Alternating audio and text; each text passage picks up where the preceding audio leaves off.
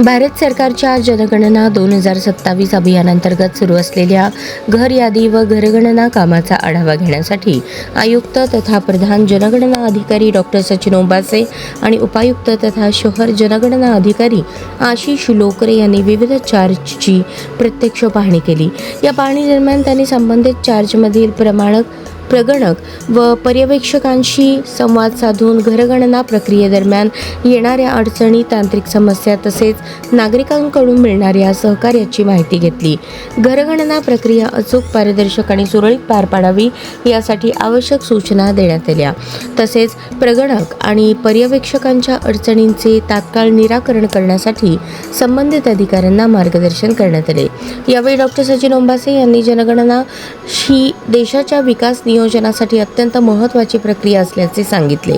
नागरिकांनी योग्य माहिती देऊन प्रशासनाला सहकार्य करावे, तसेच घरगणना करणाऱ्या कर्मचाऱ्यांना आवश्यक माहिती वेळेत उपलब्ध करून द्यावी असे आवाहन केले। उपायुक्त तथा शहर जनगणना अधिकारी आशिष लोकरे यांनीही प्रगणक व पर्यवेक्षकांना काम वेळेत, अचूक आणि पारदर्शक पद्धतीने पूर्ण करण्याच्या सूचना दिल्या।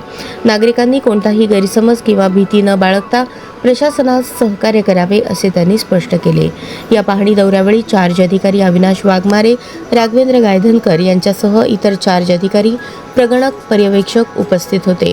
तसेच जनगणना मुख्य कार्यालयातील आशिष घुले, संदीप भोसले, आदिनाथ कांबळे यांनीही सहभाग नोंदवला।